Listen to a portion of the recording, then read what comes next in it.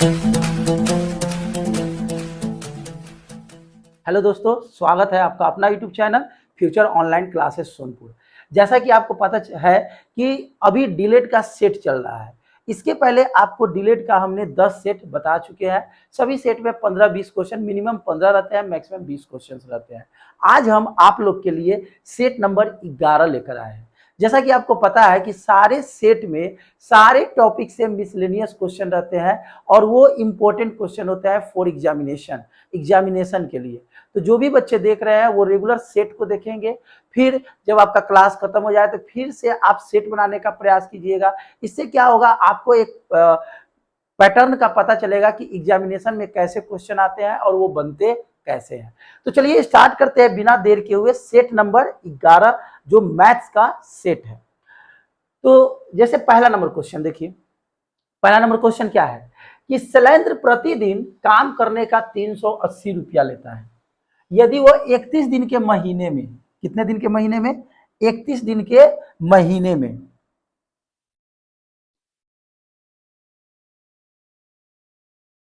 चलिए 31 दिन के महीने में वो उसको कितना रुपए मिलता है, 2740। यानी वो पूरा दिन काम नहीं कर रहा है, 31 दिन का महीना है, उसमें जितना दिन काम करे उसको टोटल पैसा कितना मिलता है, 8740 रुपया। और एक दिन का उसका पैसा कितना मिल रहा है, 380 रुपया। तो एक दिन का 380 रुपया मिल रहा है, तो पूरा इतना पैसा मिला तो कितना दिन काम किया, तो कुछ नहीं करेंगे, इसमें 380 से भाग दे देंगे। जब 380 से भाग दीजिएगा तो ये कट जाएगा, कितना मरतबा काट कर देखिएगा, 23 बार में कट जाएगा। कितना बार में कटेगा, 23 बार में। आप मल्टीप्लाई कर सकते हैं, 8 3 24 के 4 2 3 दूना 6 2 8, यानी आप डिवाइड कीजिएगा, कितना कटेगा, 23 बार में। इसका ऑप्शन कितना आएगा, 4 नंबर ऑप्शन आएगा। तो ये तो सिंपल क्वेश्चन था, डिवीजन पे था। अगले क्वेश्चन पे आते हैं। अगला क्वेश्चन है 900 व्यक्तियों के लिए 72 दिन के लिए पर्याप्त भोजन था। 900 व्यक्ति के लिए कितना दिन का भोजन था, 72 दिन। 72 दिन में 63 दिन के पश्चात 450 आदमी चले गए। अब जरा सोचिए, 72 दिन का भोजन है, 72 दिन के भोजन में 63 दिन जो है वो 900 आदमी खा रहा है।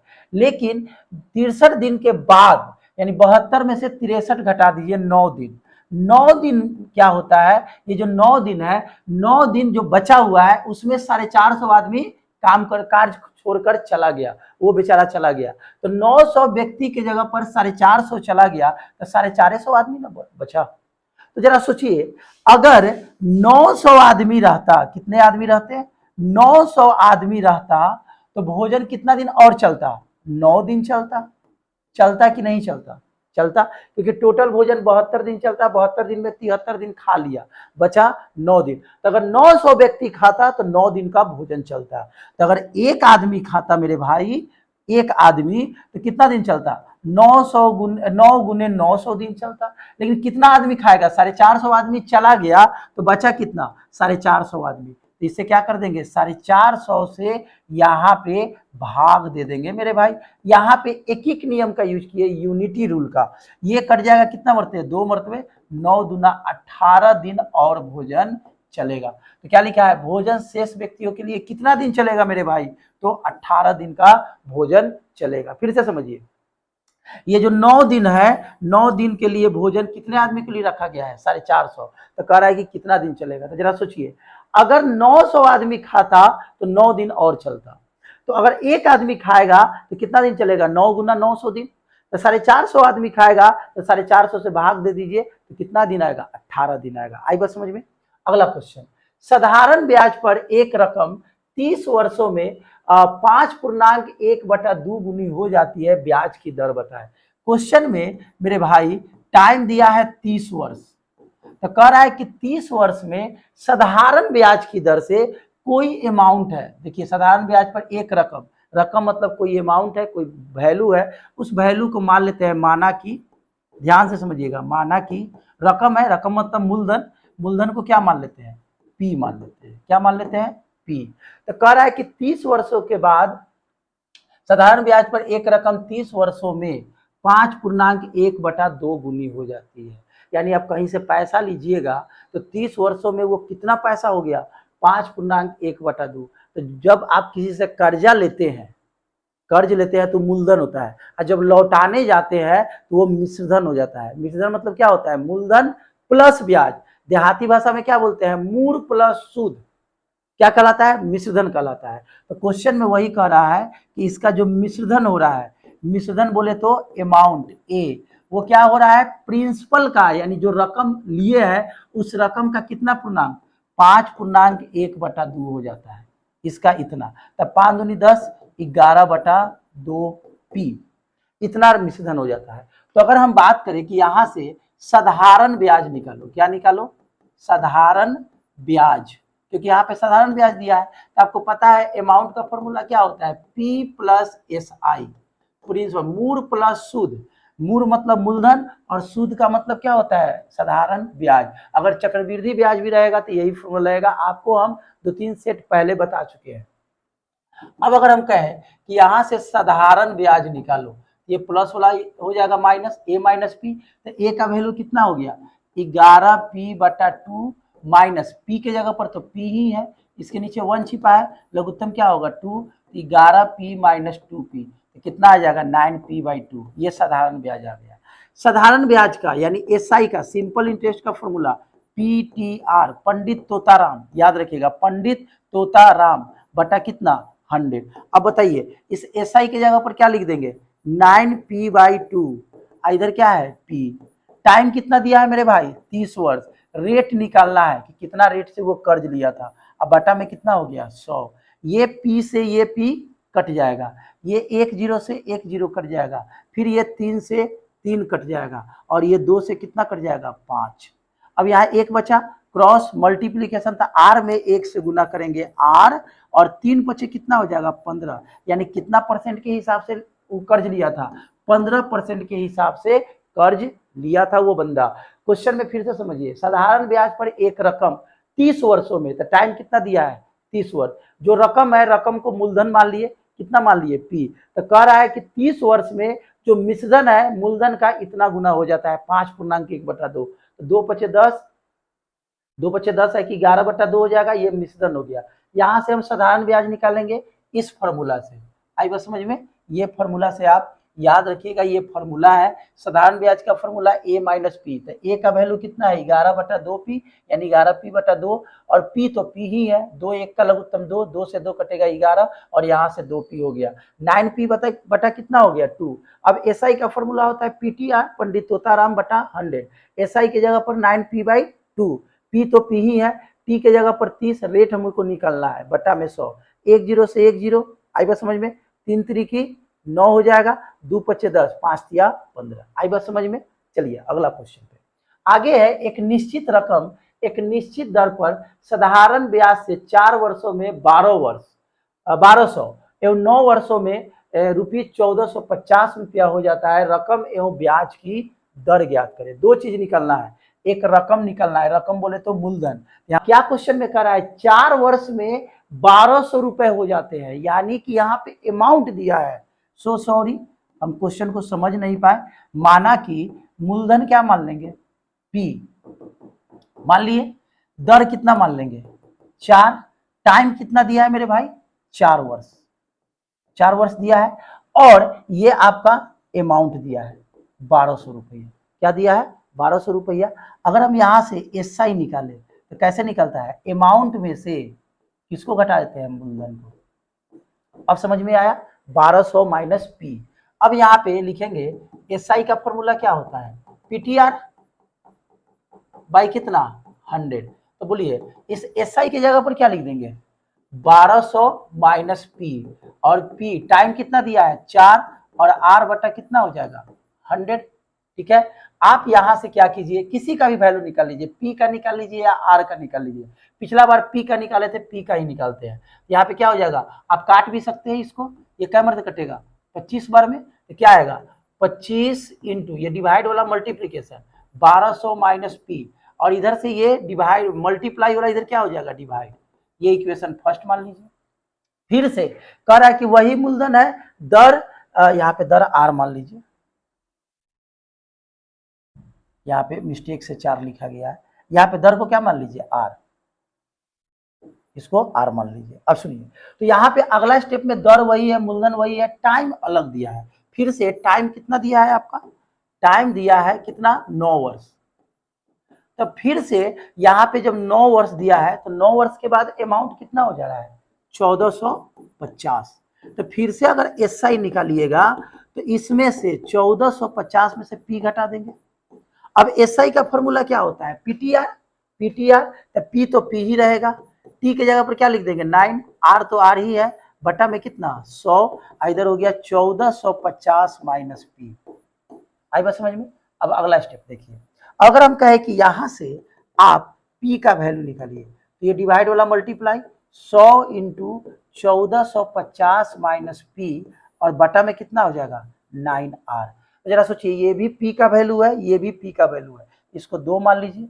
1 और 2 से दोनों बराबर कर देंगे, यहाँ पे क्या लिखेंगे 25 इंटू 1200 माइनस पी अब बटा में कितना आर। इधर थोड़ा सा और स्पेस लेते हैं, थोड़ा सा रुकिएगा।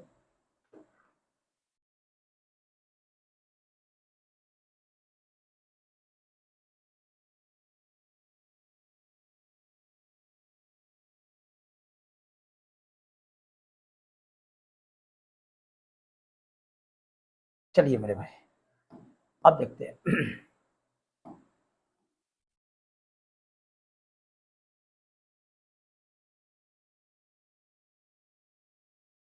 चलिए, हाँ, तो क्वेश्चन में क्या था कि ये भी P का वैल्यू है, लिख दिए, और ये भी P का वैल्यू है। कितना है P का वैल्यू, 100 इंटू 1450 माइनस पी अब बटा में कितना 9R। ये देखिए तो मेरे भाई, R से R कट जाएगा, कटेगा कि नहीं कटेगा, कटेगा। आप चाहिएगा ये 25 से 4 मरते कर दीजिएगा, 25 चौका 100, 9 से गुना कीजिए तो कितना होगा 12 9 108, फिर डबल जीरो और 9P। 4 से गुना कीजिए, 0 पंचों का 20 के 0 2, 14 चौका 56 ना 2 58, क्लियर। अब माइनस 4P। अब P का वैल्यू निकालना है, P को एक जगह कीजिए, ये माइनस वाला इधर क्या हो जाएगा प्लस में, और ये प्लस वाला इधर क्या हो जाएगा माइनस में। अब इसको घटाइए तो -5P, इधर क्या हो जाएगा घटाइए तो डबल जीरो 880, 10 में से 5 गया 5, कितना हो जाएगा -5000। ये माइनस से माइनस कटेगा और ये क्या मतलब कट जाएगा 1000 बार में। तो P का वैल्यू कितना आ गया 1000। देखिए तो 1000 वाला ऑप्शन कौन है 4 नंबर। अब देखिएगा रेट भी 5% आएगा, रेट भी कितने परसेंट आएंगे 5% ही आपका आएगा। अब सुनिए, यहाँ P आ गया, अब ये वाला वैल्यू आप इसमें रख दीजिए या इसमें रख दीजिए, R का वैल्यू निकल जाएगा। यहाँ लिख लेते हैं समीकरण 1 से, समीकरण 1 से जब आप R का वैल्यू निकालिएगा तो P की जगह पर वैल्यू पुट कर दीजिए, तो 25 1200 माइनस 1000, अब बटा में कितना हो जाएगा R तो मुझे चाहिए, और इधर P है, और P की जगह पर आप कितना लिख दीजिएगा 1000। अब देखिए यहाँ पे घटाइएगा तो कितना हो जाएगा 25 गुना 200, और ये आ जाएगा इधर डिवाइड में, और ये हो जाएगा R। ये 200 से कटेगा 5 बार में, और ये कटेगा 5 बार में, तो R का वैल्यू कितना आ गया 5%।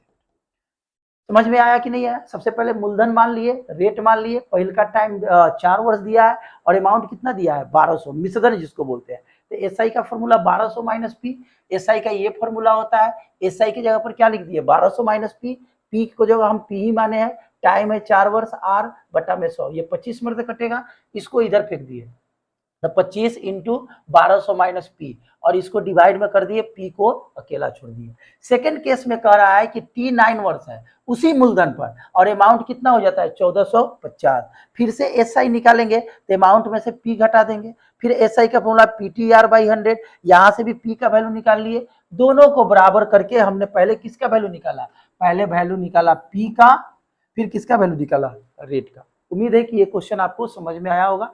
कैलकुलेशन कुछ है, लेकिन 2-4 बार प्रैक्टिस कीजिएगा, आपका कैलकुलेशन अच्छा भी होगा और बनने में लगेगा भी इस तरह का सवाल। अगला क्वेश्चन, ये क्वेश्चन देखिए ट्रिग्नोमेट्री का है। 16 कॉट ए बराबर क्या दिया है 12 दिया है। तो अगर हम कहें कि यहाँ से कॉट ए निकालिएगा तब 12 बटा कितना आ जाएगा 16। अब इसको काटिए, 4 तिहाई 12, 4 चौका 16। यहाँ से कॉट ए का वैल्यू कितना आ गया 3 बटा 4। ये वैल्यू होता है बी बाई पी के। अगर हम यहाँ से एच निकालें तो क्या होगा P square plus B square.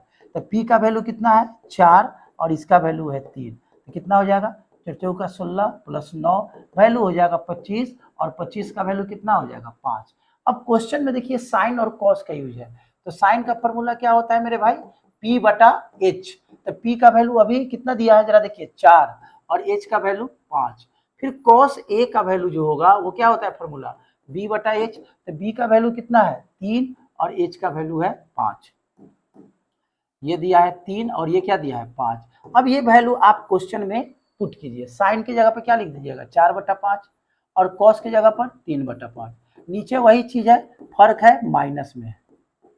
Okay, इसका एलसीएम लीजिएगा ऊपर वाला का, तब 5 होगा तो 4 प्लस 3, फिर नीचे वाला का एलसीएम लीजिएगा 5 तो 4 माइनस 3, इससे ही कट जाएगा। 4 में से 3 गया, एक तो लिखाता नहीं है। आंसर कितना आएगा 7 आएगा, जो ऑप्शन नंबर कितना होगा 1 नंबर ऑप्शन होगा। ये सब क्वेश्चन में ज्यादा टाइम भी नहीं देना है क्योंकि ये सब इजी क्वेश्चन है। क्योंकि आपको हम समझा रहे हैं तो इतना टाइम लग रहा है, नहीं तो ये आप मन में भी काम कर सकते थे। कैसे, ये 4 तिहाई 12, 4 चौका 16, यहाँ से h का वैल्यू निकालते तो क्या आता 5 आता कि नहीं आता, और आप बहुत जल्दी निकाल सकते थे। चलिए अगले क्वेश्चन पे आते हैं। अगला क्वेश्चन है, अलका की वर्तमान आयु अपने पुत्री की 8 गुनी है। अलका कोई है, उनकी बेटी है, बेटी से 8 गुना है, तो तुलना किससे कर रहा है अपनी बेटी से। यहाँ मान लेते हैं, माना कि पुत्री का आयु, पुत्री का आयु क्या मान लेते हैं x, तो अलका का जो आयु होगा, यह वर्तमान आयु है, अलका का आयु कै गुनी है 8 गुनी, तो 8 से गुना कर देंगे। अब से 8 वर्ष बाद, 8 साल के बाद, जैसे मान लीजिए अभी आप लोग का मान लीजिए 20 वर्ष उम्र होगा, तो 5 साल बाद करेंगे तो ऐड होगा, पहले कहेंगे तो घटेगा। तो कोई भी चीज में पश्चात रहे यानी बाद में रहे तो ऐड करते हैं। तो 8 वर्ष के बाद अगर हम बात करें, 8 वर्ष बाद पुत्री का जो आयु होगा, पुत्री का आयु 8 जुटेगा कि नहीं जुटेगा, तो x प्लस 8 हो जाएगा। और जो अलका साहिबा है उनका भी उम्र 8 वर्ष बढ़ेगा, इसमें भी 8 जोड़ देते हैं। तो क्वेश्चन में क्या कर रहा है कि 8 वर्ष के बाद उसकी पुत्री की आयु, अकॉर्डिंग टू क्वेश्चन क्या कर रहा है कि 8 वर्ष के बाद जो पुत्री का आयु है, पुत्री का आयु कितना है x प्लस 8, और किसका पश्चात अलका एवं उसकी पुत्री की आयु, पहले अलका है, पहले अलका साहिबा है, तो अलका का उम्र कितना है 8x प्लस 8 और पुत्री का कितना है x प्लस 8। तो 8 वर्ष के बाद दोनों के जो एज है उनका रेशियो कितना दिया है 10 बटा 3। आई बात समझ में। क्रॉस मल्टीप्लीकेशन कीजिए, 3 से कीजिएगा 24x और ये हो जाएगा 24, ये हो जाएगा आपका कितना 10x और इसमें गुना कीजिएगा 80। अब x को एक जगह कीजिए, ये प्लस वाला इधर क्या हो जाएगा माइनस, और ये प्लस वाला इधर क्या हो जाएगा माइनस। घटाएंगे इधर बचेगा 14x, बचेगा कि नहीं बचेगा, 24 में से 10 गया 14, और यहाँ घटाइए 10 में से 4 गया 6 और 7 में से 2 गया 5, ये कैमरे से कटेगा 14 चौका 56, तो x का वैल्यू कितना आ जाएगा 4। तो क्वेश्चन में क्या पूछ रहा था अलका का वर्तमान आयु, तो अलका का वर्तमान आयु कितना है 8x है, x की जगह पर क्या रख दीजिएगा 4, तो 8 चौका कितना हो जाएगा 32 वर्ष। समझ में आया, यानी जिससे पहले कंपेयर करेगा पहले उसको मानिए। यहाँ पे किससे कंपेयर कर रहा है पुत्री से, तो पुत्री को क्या मान लिए x, और अलका जो है अपने पुत्री का 8 गुना है तो 8 से गुना कर दिए। 8 साल के बाद, 8 साल के बाद उसकी बेटी का भी उम्र बढ़ेगा और वो उसका भी उम्र बढ़ेगा, दोनों में 8 जोड़ दिए। तो क्वेश्चन में कह रहा है कि 8 वर्ष के बाद अलका का एज और पुत्री का एज दोनों का अनुपात, अनुपात मतलब बटा, कितने अनुपात के बराबर है 10:3, तो 10 बटा 3। क्रॉस मल्टीप्लीकेशन करके वैल्यू निकाले, x का वैल्यू 4 आया। तो कह रहा है कि अलका का वर्तमान आयु, तो अलका का वर्तमान आयु कितना है 8x है, 8 में 4 से गुना करेंगे और चौका 32 वर्ष होगा। अगला क्वेश्चन, आयत का परिमाप दिया है, जैसे यहाँ पे समझिए, ये बहुत अच्छा क्वेश्चन है और इजी भी है। ये आपका आयत है, परिमाप का मतलब क्या होता है आयत का जो परिमाप होता है उसका फॉर्मूला होता है 2 इंटू लेंथ प्लस ब्रेथ, लंबाई जोड़ चौड़ाई। तो आयत का परिमाप दे दिया है और लंबाई और चौड़ाई का अनुपात दिया है, यानी लंबाई है 3 और चौड़ाई कितना है 2। तो अगर लंबाई अनुपात में दिया है, लंबाई और चौड़ाई अनुपात में, तो अगर हम यहाँ लेंथ का बात करें तो 3x हो जाएगा और ब्रेथ का कितना हो जाएगा 2x। अब यहाँ पे पेरीमीटर, इंग्लिश में परिमाप को पेरीमीटर बोलते हैं, कितना दिया है 50। पेरीमीटर का formula 2 into L plus B बराबर कितना हो जाएगा 50। ये 2 से कट जाएगा क्या मरतबे 25 मरतबे। अब बताइए इस एल के जगह पर क्या लिख देंगे 3x और बी के जगह पर लिख देंगे 2x बराबर में 25। 3 और 2 कितना हो जाएगा 5x। 5x बराबर इधर क्या हो जाएगा 25। अब ये 5 से कटेगा क्या मरतबे 5 बार में, यहाँ से x का वैल्यू कितना आ जाएगा 5। तो क्वेश्चन में कह रहा है इसका क्षेत्रफल, तो जरा सोचिए x का वैल्यू 5 आया तो लंबाई कितना हो जाएगा 5 तिया 15 सेंटीमीटर और चौड़ाई कितना हो जाएगा 10 सेंटीमीटर। अगर हम कहें कि यहाँ से एरिया निकालो क्षेत्रफल, लंबाई गुना चौड़ाई, तो 15 दहा कितना हो जाएगा 150 सेंटीमीटर स्क्वायर। ऑप्शन नंबर कौन सा जाएगा 3 नंबर ऑप्शन जाएगा। अगला क्वेश्चन पे आते हैं। एक कर्मचारी के वेतन में पहले 10% का वृद्धि होता है और उसके बाद 10% का क्या कर दिया जाता है कम कर दिया जाता है, उसके वेतन में क्या परिवर्तन होगा। याद रखिएगा ऐसे क्वेश्चन में अगर सेम अंतराल का बात हो, सेम अंतराल का, ये ट्रिक आपको बता रहा है कि जितना का वृद्धि हुआ उतना कमी कर दिया जाए, तो उसमें हमेशा 1% का कमी होता है। ऑप्शन नंबर 1 जाएगा। देखिए अब आपको हम समझाते हैं। एक कर्मचारी के वेतन में, पहले तो वेतन मान लीजिए, माना कि इसको आप डिटेल में समझा रहे हैं, माना कि वेतन क्या मान लीजिए x मान लीजिए। अब उसके वेतन में वृद्धि हुआ, यहाँ वृद्धि वेतन, चाहे नया वेतन लिख देते हैं, क्या लिख देते हैं नया वेतन। नया वेतन में क्या होगा x में जोड़ देंगे x का कितना परसेंट 10%, तो क्या हो जाएगा x प्लस 10, x गुना 10 बटा कितना 100, ये क्या मरतबा कटेगा 10 मरतबा। तो क्या आ जाएगा यहाँ x प्लस x बटा 10, ये हो जाएगा 11x बटा 10। अब उसका नया वेतन कितना हो गया 11x बटा 10, फिर से उसमें 10% का कमी कर दिया गया, पुनः नया वेतन बढ़ा दिया और बढ़ा कर फिर से कम कर दिया। इसका कितना परसेंट 11x/10 का कितना परसेंट 10%। तो क्या आएगा देखिए तो 11x बटा 10 माइनस 11x बटा 10 गुने 10 बटा कितना 100, इससे ही कटेगा। इसका एलसीएम लीजिएगा तो 100 होगा, 10 दहा 100, 11 दहा 110। और यहाँ पे देखिए 100 से 100 कटेगा, क्या उतरेगा 11x, घटाएंगे तो कितना आएगा 99x/100। देखिए शुरू में उसका वेतन कितना था x, अब कितना हो गया 99x बटा 100। अगर वेतन में कमी का बात करें, वेतन तो कम हो गया, वेतन में कमी, वेतन में कमी, तो क्या कर देंगे x में से इसको घटा देंगे, तो घटाएंगे तो कितना आएगा x/100। अब इसी को परसेंटेज में निकालना है, प्रतिशत में निकालिए तो प्रतिशत में कैसे निकलता है, जो वैल्यू है आया कमी उसमें गुना 100 करके, पहले का वेतन कितना माने हैं x, ये प्रतिशत में है, किसमें है प्रतिशत में, ये x से x 100 से 100 कै परसेंट का कमी हुआ 1% का कमी हुआ। तो ऐसे क्वेश्चन में आप डायरेक्ट भी बना सकते हैं, जितना का वृद्धि हो उतना का कमी कर दी जाए, तो इस केस में 1% की कमी होती है। अगला क्वेश्चन, 500 के बजाय अगर 4 वर्ष में एक मेज बेचने पर हानि बढ़कर 10% की हो जाती है तो मेज का लागत मूल्य निकाले।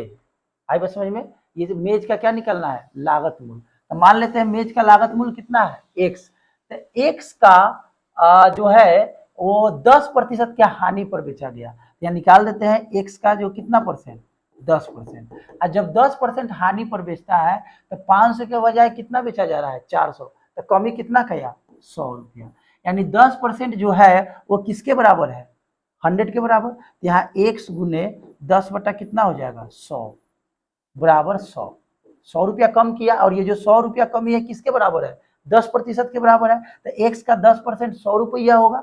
अब यहाँ 10 दहिया 100, ये भाग वाला गुना में होगा तो कै रुपया का वो मेज होगा 1000 रुपया का मेज होगा। ये सब क्वेश्चन में ज्यादा टाइम नहीं देना है, अपना दिमाग इस्तेमाल करना है कि भाई ये जो 10% का कमी हुआ, कब कमी हुआ, जब 500 की जगह पर क्या बेच दिया 400, यानी 10% का वैल्यू कितने के बराबर है 100 रुपया। तो एक्स मान लिए तो एक्स का 10% 100 रुपया है, यहाँ से एक्स का वैल्यू निकालिएगा कितना आएगा 1000, यानी मेज का दाम कितना होगा 1000 होगा। अगले क्वेश्चन पे आते हैं।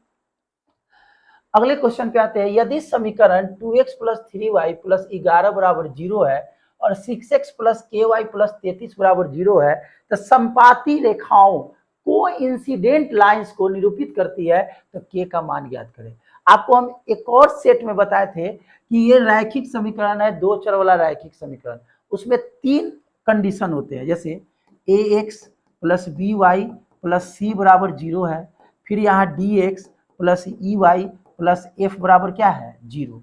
इसमें 3 कंडीशन होते हैं, पहला a बटा डी, b बटा ई और c बटा एफ। इसको बोलते हैं एक और केवल एक हल, एक और केवल एक हल, ये कंडीशन होता है। दूसरा कंडीशन होता है a बटा डी बराबर b बटा ई नॉट बराबर यानी नॉट इक्वल c बटा एफ। इसका मतलब होता है कोई हल नहीं, कोई सॉल्यूशन नहीं निकलेगा, कोई हल नहीं। और तीसरा, और याद रखिएगा इस कंडीशन में, पहला कंडीशन में रेखा आपस में कट जाता है, 10 क्लास में पढ़े होंगे।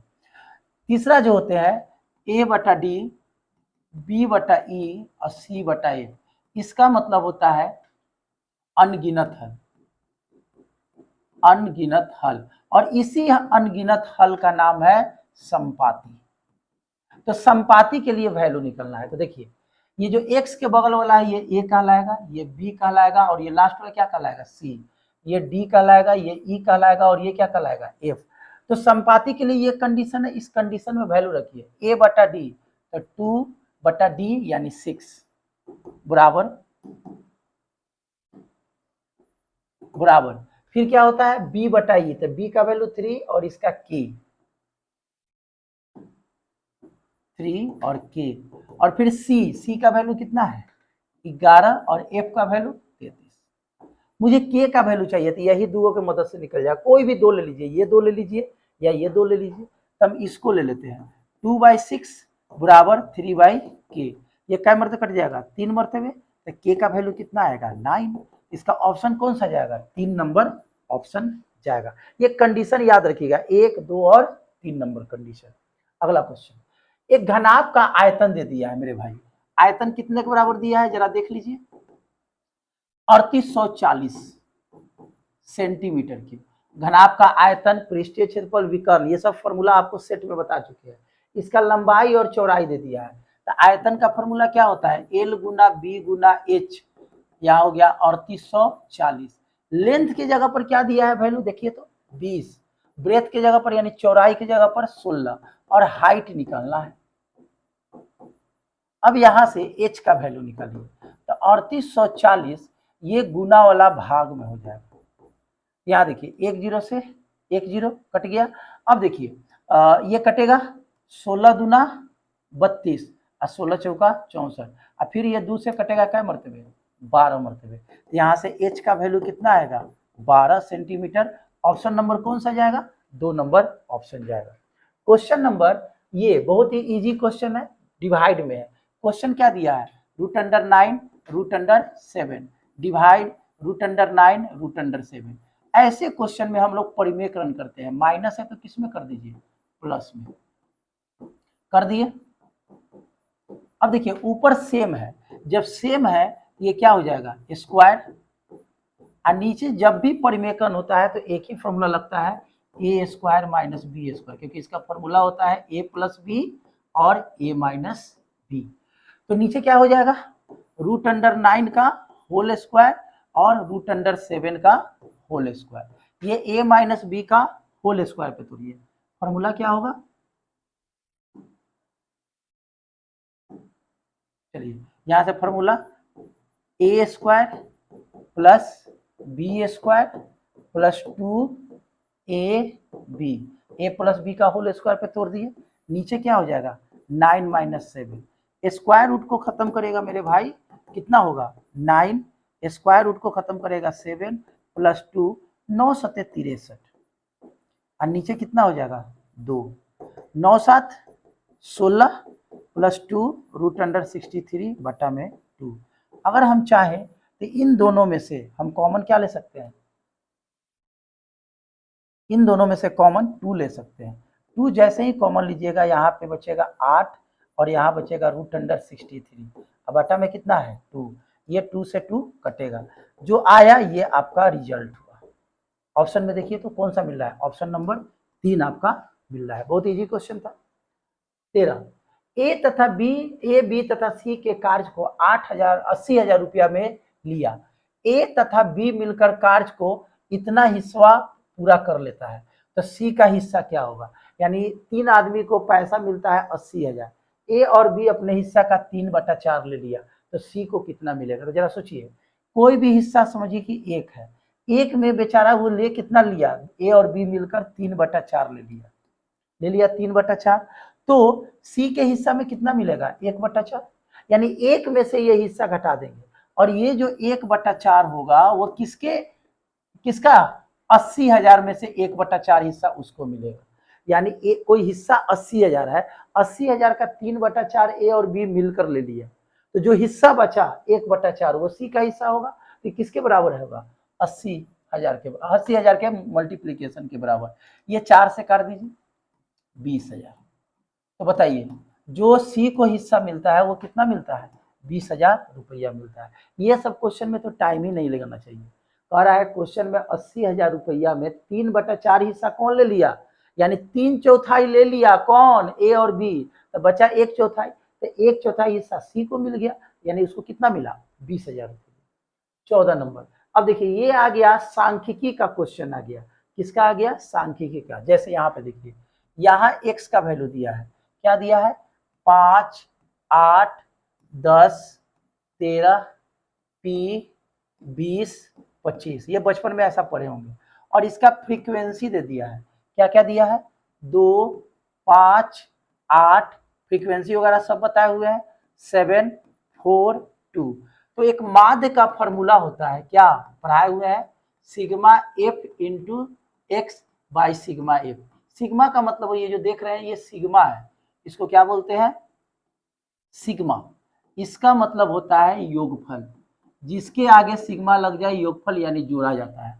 तो फॉर्मूला में एफ एक्स है तो इनको एफ एक्स कीजिए, 5 दूना 10, 8 पचे 40, 10 अठे 80, इसको अगर करते हैं 220 और 22 दिया 66, 286, और इसको करते हैं 7p, इसको करते हैं 20 का 80, और इसको करते हैं 50, इसको जोड़ दे 6 और 7, ये तो जुटेगा नहीं 6, फिर 8 5 13, 13 8 कितना हो जाएगा 21 8 29 30 4 34 के 4 3 3 2 546 हो गया, और इधर क्या हो जाएगा 70।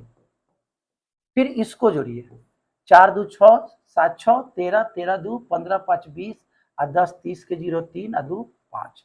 अब यहाँ पे देखिए माध्य का फॉर्मूला क्या होता है sigma F x, sigma F into x by sigma F. अब देखिए माध्य का वैल्यू किताब में कितना दिया है क्वेश्चन में 12.58, और सिग्मा एफ एक्स का वैल्यू 546 प्लस 7p, और सिग्मा एफ का वैल्यू 50। आई बात समझ में। अब यहां से आगे निकालिए, इसके नीचे क्या छिपा है 1, क्रॉस मल्टीप्लीकेशन कीजिए 8 5 40 के 0, हाथ में 4 बचा, 50 25 4 29 के 9, 2 बचा, 12 25 60 2 62, और 1 0, और 2 डिजिट के बाद यहाँ पे डेसिमल। तो डेसिमल के बाद तो जीरो का वैल्यू नहीं है, तो डायरेक्ट हम क्या लिख देते हैं 629, यानी इसको गुना कीजिएगा कितना आएगा 629, और इधर से गुना कीजिएगा तो 546 प्लस कितना आएगा 7p, इसको इधर लाइए तो 629 माइनस 546 बराबर 7p। इसको अगर घटाते हैं 9 में से 6 गया 3, 12 में से 4 गया 8, 83 होगा, और ये तो कटेगा नहीं 7p। अब इसको काटिए तो कटेगा नहीं, कट रहा है। देखिए तो कहीं कैलकुलेशन में गलती है, 5 8 10 13 पी 20 25, 2 5 8 22 7 4 2, 5 दूना 10, 8 25 40, 10 8 80, इसको मल्टीप्लाई कीजिएगा, 22 दहा 220 और 22 दिया 66, 6 286, ओके 7 पी 20 चौका 80 और 25 दूना 50, ये हो गया 6 लिख दिए, 8 5 13 8 21, 8 29, 29 और 4 33 और 1 34 के 4 हो गया, 3 बचा, 3 2 5 और प्लस कितना 7 पी, 5 2 7 8 7 15 2 17 4 21 और 2 23 और 7 30 के 0 3 और 3 2 5, माध्य का वैल्यू दिया है 12.58/1, ये 546 प्लस 7 पी, इधर क्या हो गया 50, अगर इसमें 50 से मल्टीप्लाई करते हैं, 8 5 40 की 0 4, 50 25 4 29 के 9 2, 12 25 60 2 62 और 0 629, और इधर हो गया 546 प्लस 7 पी, माइनस करेंगे हम, अगर हम माइनस करते हैं 629 में कितना 546, 9 में से 6 गया 3, 12 में से 4 गया 8, 83 बराबर 7 पी, ये तो पूरा पूरी काटेगा नहीं, कहीं देखिए कुछ छूट तो नहीं रहा है, 5 8 10 13 पी 20 25, 2 5 8 22 7 4 2, 5 दूना 10, 8 40, 10 8 80 और 22 दहा 220, 22 6 6 2 286, 7 पी 20 चौका 20 50, 6 8 5 13 8 21 8 29 31 4 34 के 4 3 2 5 अब प्लस 7 पी, 7 8 7 15 2 17 3 20 4 24 और 2 3 2 5, एक बार आप लोग चेक कर सकते हैं, ठीक है, इसको जो कट कर आएगा वही उसका वैल्यू क्या हो जाएगा, पी का आपका वैल्यू हो जाएगा, एक बार आप चेक कर लीजिएगा कैलकुलेशन कहीं छूटा होगा, या अगर कैलकुलेशन सही है तो ऑप्शन आपका गलत है, आएगा समझ में, बस बनाने का तरीका आपका यही है, ओके। चलिए अगले क्वेश्चन पे आते हैं, अगर नहीं हो तो आप कमेंट कर दीजिएगा, हम अगले में इसको हम कैलकुलेशन को चेक कर लेंगे। अब जरा देखिए ये क्वेश्चन काफी इजी है, जैसे 16 का वर्गमूल कितना होगा 4, फिर 20 में से 4 घटाइए, तो 20 में से 4 गया 16, 16 का वर्गमूल 4, फिर इसमें 4 जोड़िए, ये समझ रहे हैं ना, इसका 16 का वर्गमूल 4, 20 में से 4 जाएगा 16, और 16 का वर्गमूल 4 होता है, अब 32 और 4 कितना हो जाएगा 36, 36 का क्या आएगा 6, 70 में से 6 गया 64, और 64 का वर्गमूल कितना होगा 8 होगा। तो ये क्वेश्चन बहुत ही इजी था, इसके पहले वाला जो क्वेश्चन है मेरे भाई एक बार आप देख लीजिएगा, कैलकुलेशन तरीका यही है बनाने का, इसका कुछ और तरीका नहीं है, अगर आंसर आ जाए तो ठीक है, नहीं आए तो कमेंट कीजिएगा, हम अगली बार में ये क्वेश्चन आपको बता देंगे। अब आप देख सकते हैं इस सेट में भी 15 क्वेश्चन थे, इसके बाद ये क्वेश्चन नहीं है, तो ये आपका सेट नंबर 11 रहा, हम लोग अगले दिन जब बात करेंगे वो सेट नंबर 12 होगा, अभी आपको डिलेट का रेगुलर सेट ही चलेगा। तो चलिए मिलते हैं नेक्स्ट क्लास में, नेक्स्ट सेट पर बात करेंगे, ये क्लास कैसा लगा जरूर कमेंट करके बताएंगे, शेयर करेंगे दोस्तों में, तब तक के लिए नमस्कार, जय हिंद।